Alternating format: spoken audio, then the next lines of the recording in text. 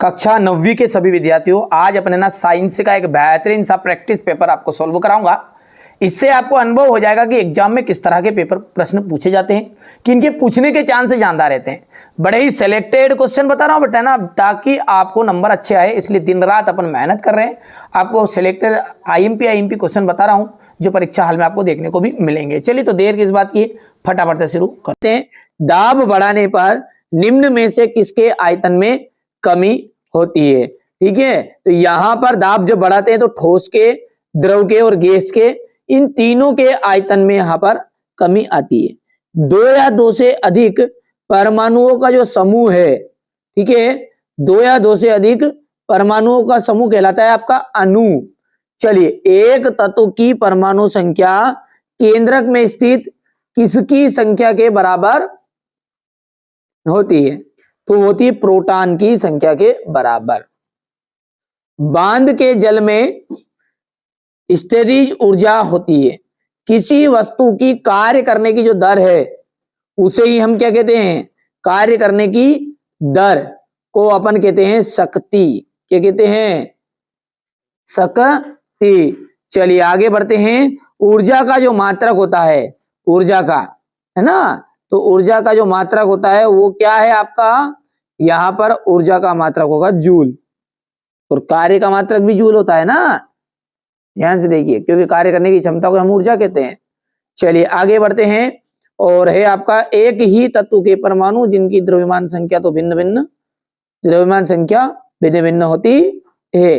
वो कौन से तत्व कहलाते हैं आपके? वो कहलाते हैं समस्थानिक। क्या कहलाते हैं? समस्थानिक।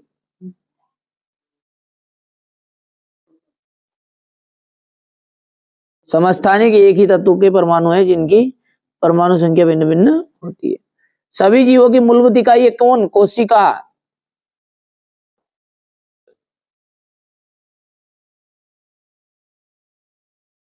श्रव्य तरंगों की जो परास होती है वो कितनी होती है? 20 हर्ट्ज से, HZ का मतलब था हर्ट्ज, से 20,000 हर्ट्ज तक।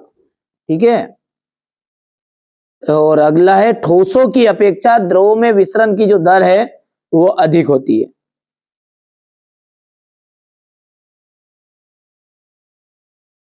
बर्फ का जो गलनांक होता है वो होता है 273 केल्विन।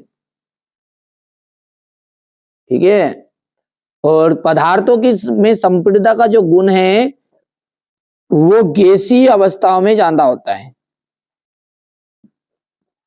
चले, रेखित पेशी। देखिए, जो हमारी रेखित पेशी होती है ना उसको हम कहते हैं ऐच्छिक पेशियां। क्या कहते हैं? ऐच्छिक पेशी। और कार्य करने की जो इकाई होती है उसे कहते हैं अपन जूल। ठीक है, तो ये दोनों ऑप्शन आपको क्या है इधर मिलेंगे, यहां से देख सकते हैं आप। ये आपकी ऐच्छिक पेशी होगी शुरुआत की, और दूसरे का हो गया पर जूल। वेग में जो परिवर्तन की दर है उन्हें हम क्या कहते हैं? त्वरण कहते हैं। ठीक है, और 20 हर्ट्ज से कम आवृत्ति इसको थोड़ी देर से लेते हैं। और उर्वरक नाइट्रोजन, फास्फोरस और पोटास। ठीक है, ये आपका हो जाएगा पांचवा। और तंत्रिका ऊतक, तंत्रिका ऊतक आ जाएगा न्यूरॉन। और 20 हर्ट्ज क्या है? से कम आवृत्ति आपकी अश्रव्य तरंगे कहलाती है। तो ये अश्रव्य तरंग हो गई आपकी। ठीक है भैया, ये चौथा हो गया, और अंतिम ये छठा हो गया। हो गया है। चलिए आगे बढ़ते हैं और अगला देखते हैं। यहां पर से एक वाक्य में उत्तर। कड़कनाथ किस जंतु की नस्ल है? कड़कनाथ जो है मुर्गी की। आत्मघाती थैली किसे कहते हैं? लाइसोसोम को। लाइसो। जड़ों से जल एवं लवणों का संवहन किस ऊतक से के द्वारा होता है? तो ये होता है आपका जाइलम के द्वारा।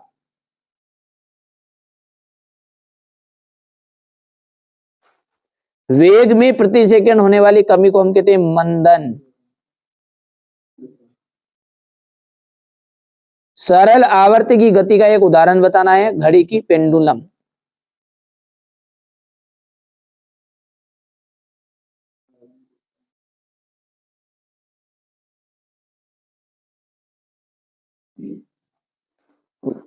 गोखरू, गाजर घास, मोथा, ये क्या है? आपके खरपतवार के उदाहरण है।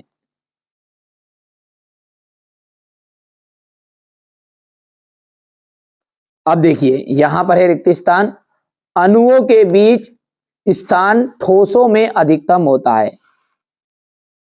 यह आपकी गलत बात है। निलंबन के कण फिल्टर पेपर से नहीं निकलते, ये बिल्कुल सत्य बात है। संयोजकता परमाणु की संयोजन शक्ति है, सत्य है। चौथा जो है रक्त एवं प्लाज्मा संवहनी संयोजी ऊतक है, ये बिल्कुल आपके सत्य है। बल एक अदिश राशि नहीं, बल क्या सदिश राशि है, तो ये आपका असत्य है। गेहूं, चना, मटर, सरसों, अलसी खरीफ की फसल है, ये आपका असत्य है। ठीक हो गया। अब यहां से देखिए क्वेश्चन नंबर 6 की बात करें अपन, तो गर्म शुष्क दिन में रेगिस्तानी कूलर अधिक ठंडा क्यों करता है? वाष्पीकरण की गुप्त उष्मा से आप क्या समझते हैं, यही से आप ध्यान से देखिएगा। ठीक है। अच्छा, जो चीजें मैं बता रहा हूं उनको आप अच्छे से कंप्लीट करो, बाकी सब मेरी जवाबदारी है। ठीक है, आपको अच्छे अंक दिलाने की। यहां से आप देख सकते हैं, इससे पहले वाले वीडियो में हमने क्या करा था, सेट सी को अच्छे से समझा था, ये रहा आपके सामने। ये इससे पहले वाले वीडियो में अपन ने फिर सेट बी समझ लिया था और सेट ए भी समझा था। ये जो 4 पेपर हैं, इन चारों पेपर को आप ध्यान से समझोगे और अच्छे से कंप्लीट करोगे, मेरी जवाबदारी है। यदि फिर आपका एक नंबर का भी ठीक है गलत हो जाए तो है ना, आपको पूरे के पूरे नंबर मिलने वाले हैं, चाहे आप कोई से बोर्ड से हो, एमपी बोर्ड से हो, चाहे राजस्थान से, चाहे बिहार, चाहे कलकत्ता बोर्ड से हो, कोई से बोर्ड से हो। ठीक है, तो घबराना नहीं है बिल्कुल आपको।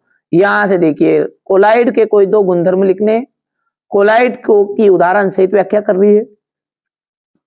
केडाल किरदे क्या है, थॉमसन का परमाणु का रदरफोर्ड परमाणु मॉडल लिखना है। रदरफोर्ड का परमाणु मॉडल को चित्र सहित व्याख्या कीजिए।